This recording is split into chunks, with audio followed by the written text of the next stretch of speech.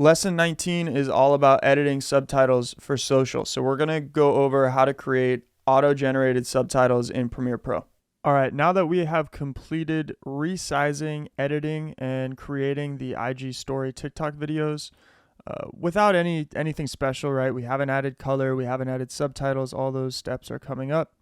First, we're going to work on the subtitles. All right, so if you have all of your clips in one single sequence, we're going to continue on with subtitles for the story videos before we work on any of the other sequences for our shorter clips.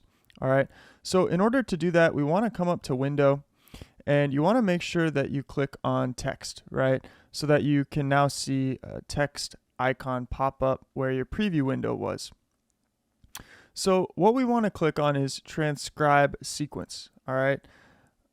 This is going to automatically give us a great kind of starting point for all of our subtitles. Premiere Pro will go ahead, render the audio track, and do its best job. Does pretty good on creating some subtitles for this sequence, all right? Now, we can select recognize when different speakers are talking. If the podcast has multiple people, that will kind of, focus on grabbing the words from whoever is speaking kind of coherently and put those together instead of it selecting, one track. And if a second or third person says or yeah or 100%, it will kind of include all of that. If we check recognize when different speakers are talking, it will just focus on the main primary speaker. And you will notice in the background we've selected our start point and end point, so we could select transcribe in point to out point only, but in this case we want to transcribe the whole sequence. So just keep note of that. If you have transcribed a little bit of it but you only want to transcribe one video, for example, you can put your select I and O, select your in and out point, and then click on that. All right, when it comes to the language, let's select English, and it's kind of cool that you could select different languages there if you want to. And then let's go ahead and select mix for the audio tracks. If you have multiple audio tracks working, if you just have one, we can select audio 1 and click transcribe. All right, this will take a few minutes or a few seconds depending on how many clips you've pulled from your podcast episode, and we'll come back once this is done processing. All right, so as you can see, this is what it's going to look like on the left-hand side of the screen. It has selected different speakers there for you, and we have a full transcription. So we're just going to go through the first video and show you exactly what to do when it comes to fine-tuning the transcription. All right, so we're going to go ahead and listen. You can click play at any point in time, and you're going to listen to the exact words that she's saying and then how that matches with the transcription that Premiere Pro has provided on the left-hand side of the screen. Another way to do it is if you're pretty familiar with what's being said, you can simply just read and, complete these sentences. So we have powertrain is looking at force times velocity. I already know kind of what this is saying, right? So power training is looking at force times velocity. And when we're talking about force, we're talking about maximal muscle recruitment or maximal energy production in the shortest amount of time. And then I can take out the and. Velocity is adding the speed, is adding with a directional component. Let's listen to exactly what she Chain is looking at force times velocity. And when we're talking about force, we're talking about maximal muscle recruitment or maximal energy production in the shortest amount of time. And velocity is adding the speed with a directional component. Okay, so that completes, clip 1. We're going to go ahead and do this for all of the clips. So go ahead and, go through. If you want to make changes, you just double click inside this box here and you can edit. And then as soon as you're done editing, you want to click outside of the box and it will make those changes. When you're done, you're going to want to click the CC here, create captions, but we're going to go through that and the settings for that right after we're done. So I'm going to go through and do this. Feel free to stick around if you get confused at any point in time. We're going to play some background music. I'm just going to keep editing, and then we're going to click create captions before we go into the next video, which is going to be customizing those captions. All right, so sit back and enjoy, or go ahead and skip to the next video. Bottom line is I see a lot of power exercises showing up in some basic programming or being suggested through social media or even in like these templated programs I'm see coming across.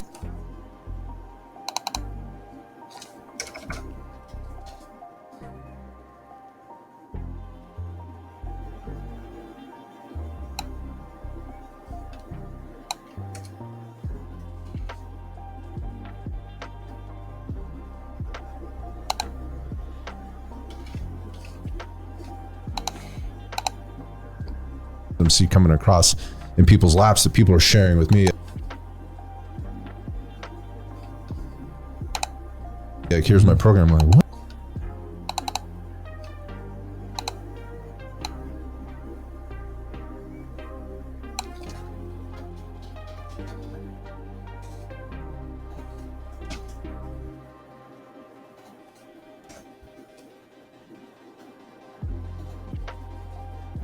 My program, I'm like, what the, why is that in there like that? That doesn't make a lot of sense to me.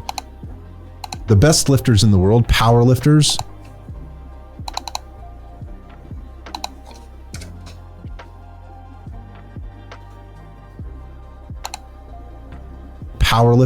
again, powerlifting being defined by the sport of powerlifting, which is getting on the platform, deadlift,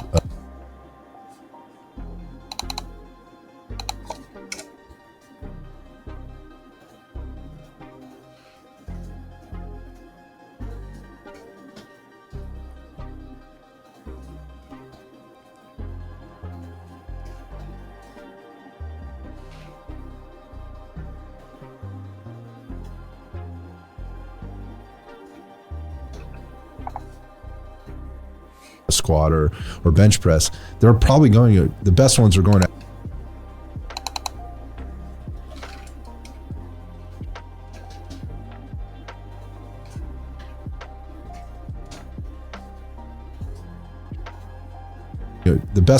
add some speed training or some velocity or power training into their routine.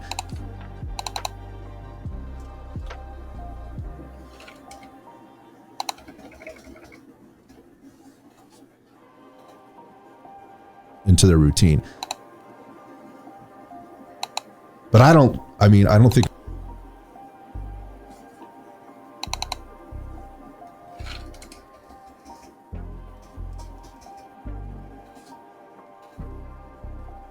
think most people really understand the difference between strength training and power training, and that powerlifting actually looks a lot more like a feat of strength than it does a feat of power. 1000%.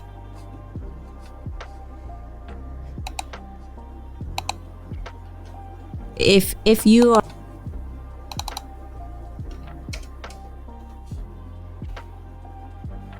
you are an average individual who has a strength training or weight training program, I think there are definitely times that it may be appropriate to put in some power training to help with cycling and getting the results and the gains that you're looking for, but it's got to be applied appropriately.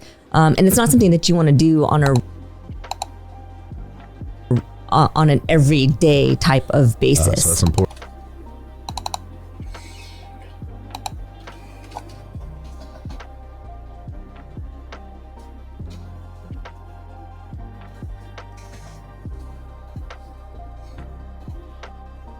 It's important. It's all about the application and what it is you're doing and applying it.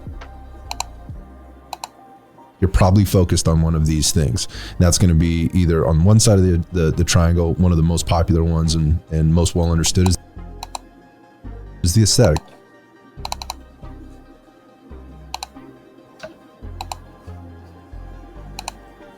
The aesthetics piece. I want to look better, right? I want to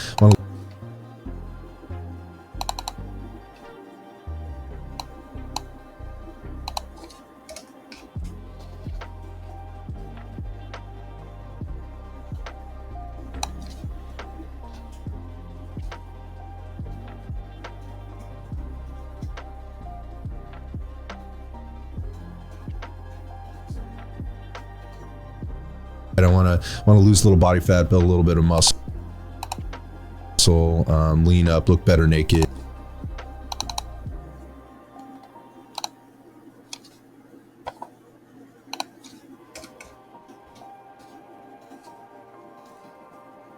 Naked, that kind of thing. The other side of the triangle, one of the other sides of the triangle might be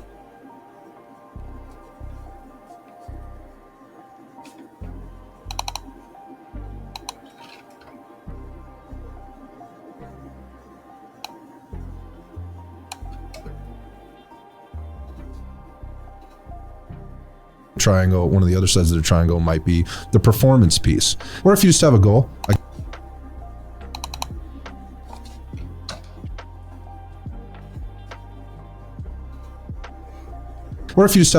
again, like I really want to be ready for ski season this year, then you might be going through a performance training phase. And then the last piece is that longevity piece, more of the health and wellness piece, just staying generally fit, staying generally healthy. From a human position, what should the prerequisites be before you start training as a quote unquote athlete?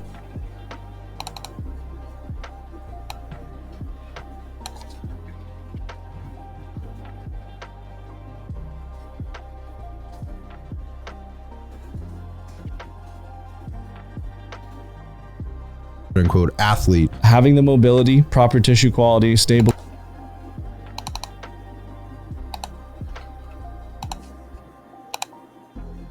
quality, stabilization, and strength, body awareness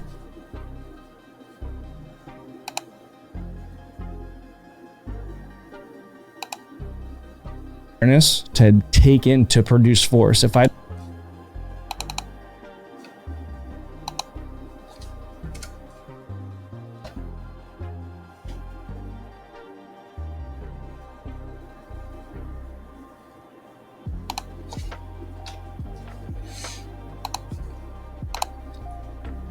force. If I don't know how to produce force, I've never produced force. How am I going to take myself through a power phase and train that modality? What are the things you need?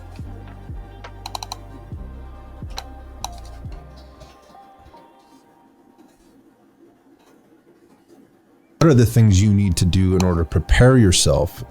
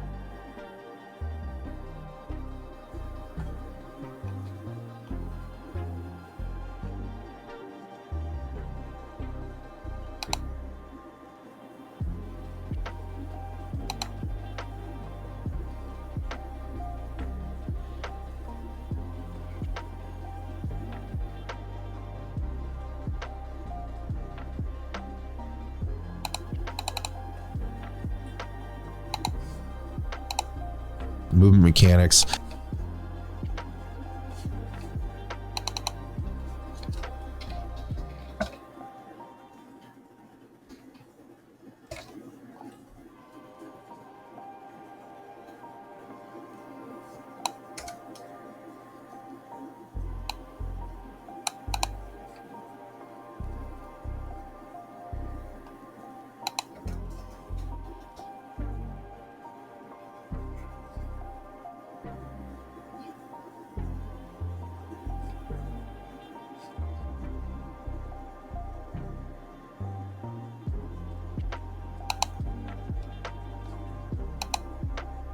Mechanics, and we do that through sort of like a functional bodybuilding type of approach.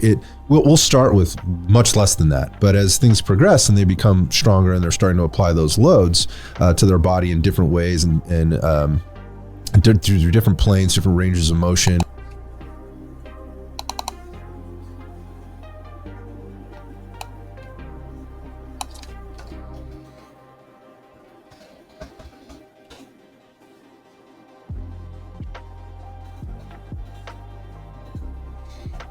Ranges of motion, and they're getting familiar with the equipment, they're getting familiar with the breathing technique, they're getting familiar with how they're recovering or not recovering. Along the way, the frequency starts to uptick, right? We started at 2 days a week, then we moved to 3, then there was 4, then we had to dial them back because they wanted to go to 7, right? And we moved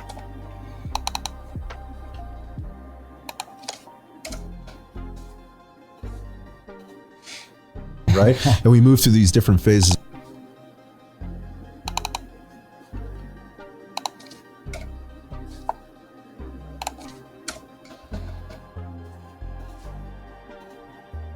To these different phases of training. By the time we've done that over the course of the year, we have a really good baseline, and we've tracked, right? We have a really good baseline of kind of where they've been, and so now how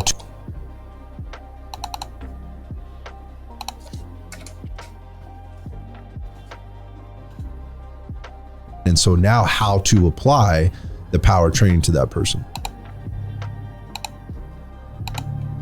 One of the things that really bothers me when I look at coaches training athletes is everybody wants to advance their people to this power training.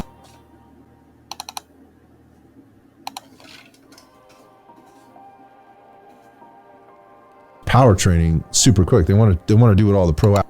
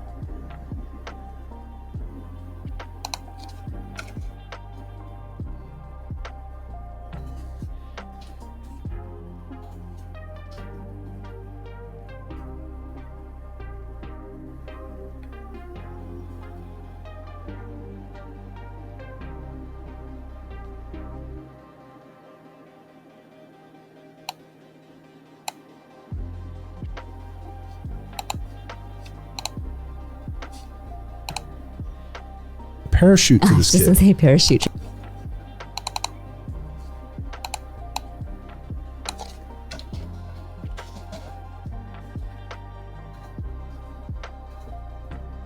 This Just kid. say parachute.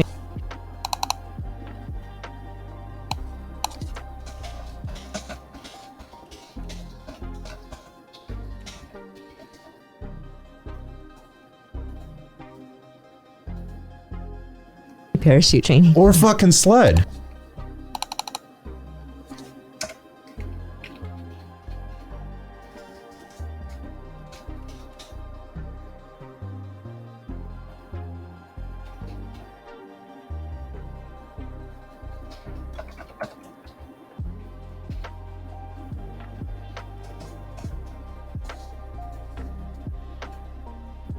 Fucking sled. Yeah. And they're dragging it through. Parents.